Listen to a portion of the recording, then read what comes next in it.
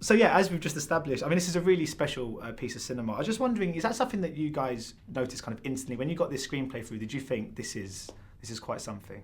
Absolutely, because I don't know about André, but I had never read anything like it. You know, I had never read anything that was so specific that I related to it in such a way. You know, I had never read anything like that. Yeah, it was so personal. You could tell it right on the page. I mean, I read it in one sitting, and as soon as I was done, I called my agent and I was like, what do we have to do? I want to be a part of this. Because I mean, it might not be your story necessarily, but this is someone's story, and it must be so rewarding to know that there's people out there who feel that they haven't got a voice, and this film is kind of giving them that voice. Yeah. Yeah, I mean, I think that's like the best version of what we do as artists, right? It's to speak for those who can't speak for themselves. To show people that they're not alone. Exactly. You know what I mean? Yeah. I mean, this year, particularly this year, I mean, both the black and gay communities in America it's been quite a challenging year for both. I mean, just wondering how important you think it is that this film is coming out at this particular moment in time. I think it's so very timely. It's so important. You know what I mean? It is important. It is very important because, like you said, I mean, we haven't had proper representation, I don't believe, on the film. The gay community hasn't had proper representation on the film, you know, and so to be able to kind of delve into both and to really do it in a way that people are really receiving it is a beautiful thing. Yeah, and I think when we don't understand the complexities of who each other are, I think that's what allows us to sort of treat each other in disrespectful or hurtful ways. And so I think this movie speaks both to the black community and sort of three-dimensionalizes this experience even more.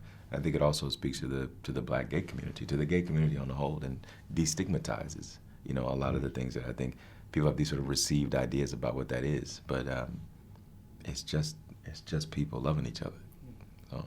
I mean, I was just wondering word on Barry and what he's like to collaborate with, because I mean, it's still sort of the early stages, I guess, of his sort of career in directing, and this, if this is anything to go by, he's got quite a career. Man, Barry Jenkins.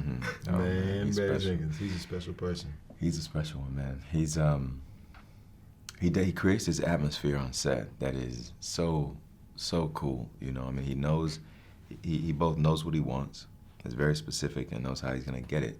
But at the same time, he gives actors an opportunity to sort of breathe and to find their way to it, you know, which is, to me, it's the mark of a real master. Genius. He is Van Gogh. And we were just like, you know, pastels, you know what I mean? That he was just like, and masterpiece.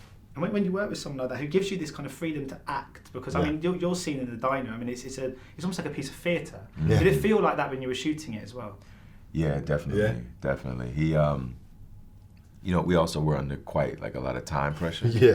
And so that diner scene is a pretty extensive scene, but I think we did it in a night maybe, or you know, maybe 2 nights. But because we were so tight on time, you know, Barry came to us and said, guys, we need to block shoot this. You know, which basically means we do it like a play. You know, we shoot the whole thing basically in one run. You know, but it was great. I mean, I really enjoyed that. You know, we really got to sort of feel the structure, the architecture of the scene and of the relationship. Yeah, it was a really liberating thing to kind of just be able to sit in it and have just a genuine conversation and let that kind of play out.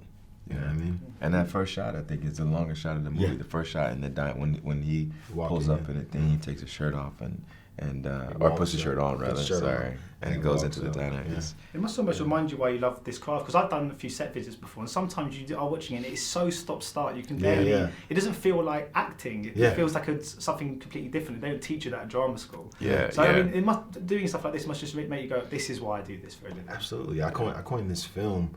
And, you know, the scene with Naomi specifically as the moment when I fell in love with acting. You know, it was just every day was something new that I was like, oh man, this is amazing. Oh man, this is amazing. Oh man, this is, you know what I mean? It was just loving it and growing in it each and every day, which is a beautiful thing. Yeah. You know, it's, I mean, copy paste. Yeah. André, I mean, that Cuban dinner looked pretty nice. That you could. I was just wondering what would be your signature dish if someone came in, an old friend, and you had to cook them a meal. Oh man, you know, I'm from Alabama, so I think I'd have to go with the peanut soul butter food. jelly. No, man. I'd have to hit him with the soul food, man. The fried green tomatoes and candied yams, little peach cobbler. Yeah. Trevante, I was just wondering, did you meet the other two actors who are playing Chiron, and just to get a sense for where the characters come from to know where he is now? Not at all, man. Not at all. Barry's really adamant about that as well. I mean, Andre and I both were kind of like trying to find something, pictures, or trying to talk to them to see how they kind of walk. There are all these little things, but Barry was really adamant about making sure that we focused on our particular chapter, because he really wanted to depict how we changed so drastically throughout our lives. Whenever, specifically in the film, so many like really vital moments happen to you that make you become these different people. And in casting different people, it really kind of pushed that to the forefront. And one of the great things about being in the kind of third and final act of this movie is, I guess when you watch the film back, you must almost feel like an audience member for the first kind of hour, I guess. That must be quite unique, quite a fun experience for you guys. Yeah. I mean, it allows me to kind of like remove myself from the film, and then when I see myself, I'm like, oh, I am in this, okay, and then you get re-engaged. But and the first time I saw it, I mean, it took my breath away when I saw young Alex, the young, Chiron's character, and young Kevin, and I saw the work that they were doing.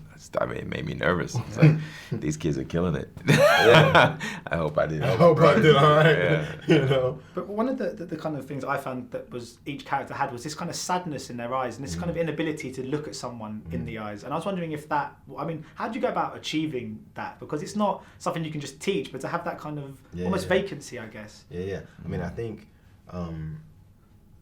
First and foremost, it came from the script. In the script, there's so the beats are so distinct, and there's so much space that it really allows you to kind of conceptualize this person and kind of get into the headspace of this person who is not necessarily okay with interaction because he's not okay with himself. He's insecure. He doesn't love himself, so he can't allow himself to love other people. He can't be involved. He can't engage. Kind of like have this eye contact that we have right now. He cannot have that because he is insecure. He feels like they're gonna see who he is, this person who he's trying to hide from. You know what I mean? And so for me, it was kind of like walking around LA where I live with that disdain towards people, with that kind of feeling as if I had something to hide from everyone else. You know what I mean? And really just kind of translating that to the film and to the work.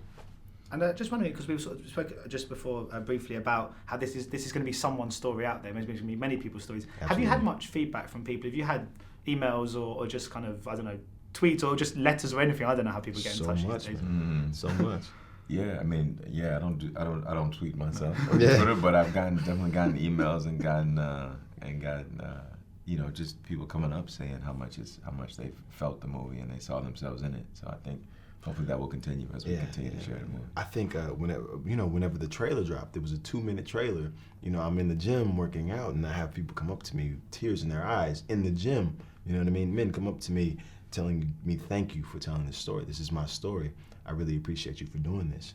And for me, that was just the most amazing, jarring moment, because literally the trailer dropped like 2 hours prior to this moment, and these people are coming up to me and really professing this to me because they are so appreciative. And that is why we do it. Yeah, totally.